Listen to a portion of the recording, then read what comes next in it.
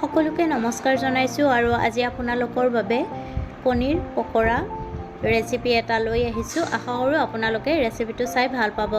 আহক তেতিয়াহ'লে ৰেচিপিটোৰ মাজলৈ যাওঁ।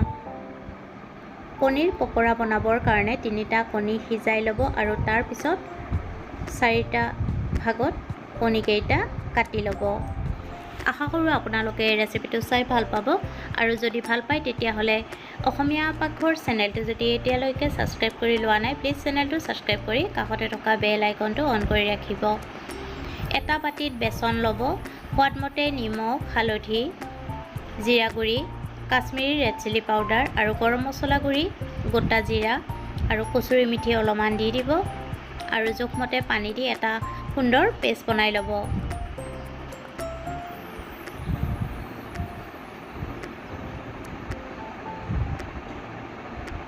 এয়া পেষ্টটো বনাই লোৱা হৈছে।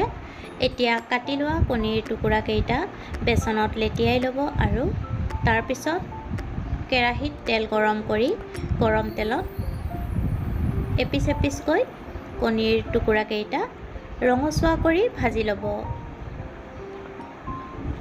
যদি আপোনালোকৰ মোৰ এই ৰেচিপিটো চাই ভাল লাগে তেতিয়াহ'লে ৰেচিপিটো আপোনালোকৰ বন্ধু বান্ধৱীৰ সৈতে শ্বেয়াৰ কৰি দিব আৰু অসমীয়া পাকঘৰ চেনেলটো যদি এতিয়ালৈকে ছাবস্ক্ৰাইব কৰা নাই প্লিজ চেনেলটো ছাবস্ক্ৰাইব কৰি ৰাখিব। এয়া পনীৰ পকৰি ৰেডি হৈ গ'ল।